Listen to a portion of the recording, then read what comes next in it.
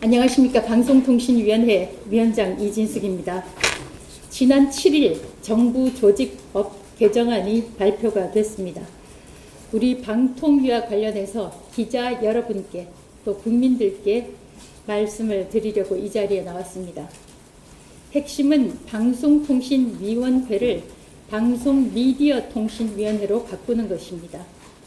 통상 조직 개편은 구조를 크게 바꿀 만한 이유가 있을 때 시행하는 것입니다.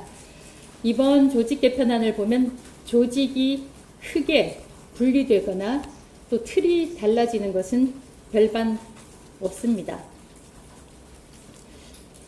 전체적으로 보면 다른 부처의 경우에는 조직의 틀이 달라진다든가 또 분리된다든가 하는 그런 것들이 있죠. 그런 것들에 대해서 제가 찬반 입장을 가지는 것과 별개로 조직의 틀이 크게 다를 때는 조직 개편을 할 수 있다, 그런 생각을 가지고 있습니다. 그런데 방송통신위원회와 방송미디어통신위원회를 비교하면은 그 틀이 근본적으로 달라지지 않습니다. 유료 방송에 대한 관리 권한이 추가되는 정도로 파악을 하고 있습니다. 더 쉽게 설명을 해볼까요? 이 건물, 방통위 건물도 그대로 사용하게 될 것입니다.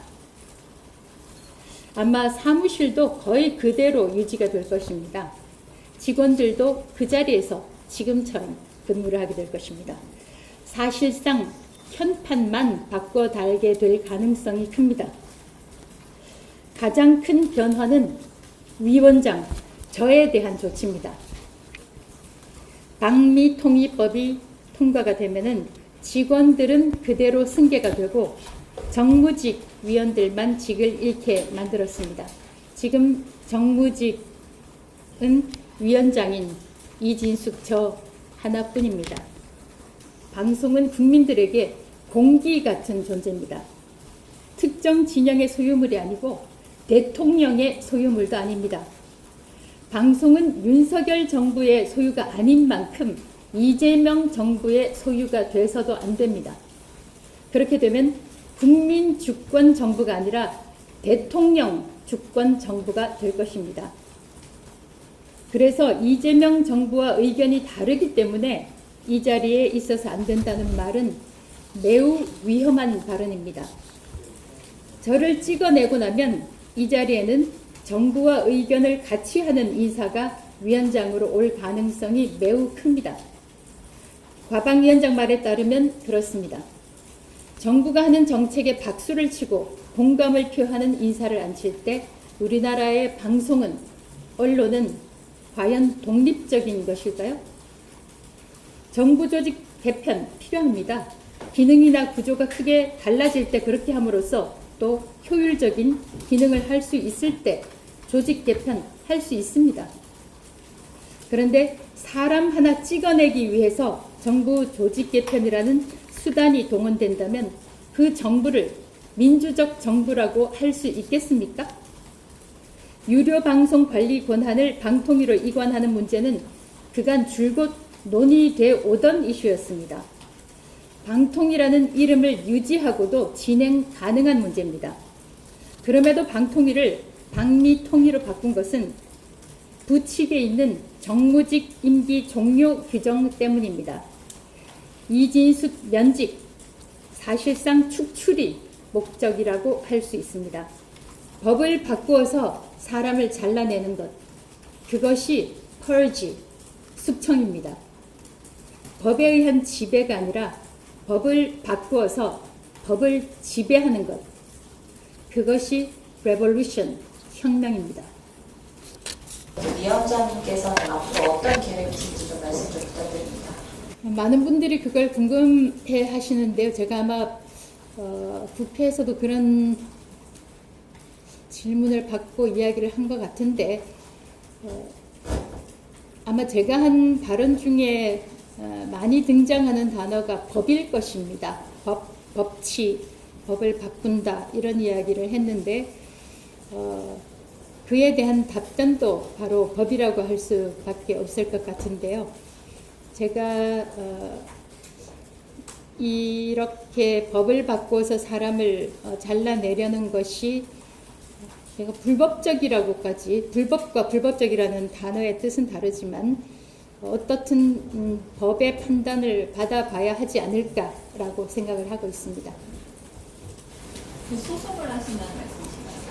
더 구체적인 것은 지금 아직은 방송미디어통신위원회 법은 통과가 안 됐으니까요. 그 즈음 가서 여러분들한테 말씀드릴 기회가 있지 않을까 생각을 합니다. 사실상 해임이라는 말이 나올 수밖에 없는 상황인데 그냥 자진 사퇴를 생각해 보신 적도 있는지 버티시게 된 이유가 뭔지. 버틴다는 표현이 그렇게 좋은 긍정적인 어감은 아닌데요. 이런 식의 행태, 제가 그 소셜 미디어에 페이스북에 그런 저에 대한 사퇴 압박 쭉 나열했지 않습니까? 경찰 고발, 검찰 고발, 감사원 감사 요청, 공직자윤리위원회 조사 요구, 공수처 고발 등등 해서 한 사람에 대해서 화살을 집중적으로 퍼부었고 그것이 결국은 이제 저를 뽑아내려고 시도를 한 것이라고 저는 평가를 해요. 물론 이제 뭐 고소 고발을 한 당사자들은 그걸 부인을 하겠지만 그런 것들이 공직자에 대해서 고위 공직자에 대해서 뽑아내기 위한 수단으로 쓰인다. 그것을 그대로 받아들이고 자진 사퇴한다. 그건 저는 부정과의 합작, 부정에 대한 협력이라고 생각합니다. 힘들지만 저라고 쉽겠습니까?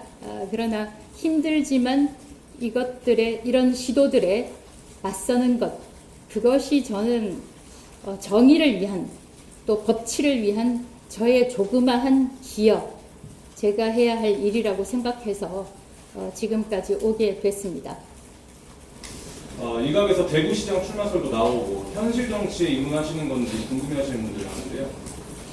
지금까지 제가 일관되게 말씀을 드렸던 것은 지금 이렇게 이제 그 법까지 바꾸는 상황까지 와서 저로서는 참 대한민국이 좀 우스꽝스럽게 됐다라고까지 말을 할 수밖에 없는데 저는 줄곧 내년 8월까지 제 임기를 지키고 난 다음에 제가 대통령께 직접 말씀드린 대로 공공기관장의 임기를 대통령과 맞추는 그런 식으로 법이 조정이 됐다면, 그런 시도가 있었다면 아마 이재명 대통령은 역사에 상당한 긍정적인 평가를 받지 않았을까, 저를 포함해서 그렇게 됐을 거라고 생각하는데, 어떻든 그들의 필요에 의해서 고위공직자를 이렇게 임기 도중에 쳐내는 것은 그들이 비판했던 다른 정권들과 다르지 않다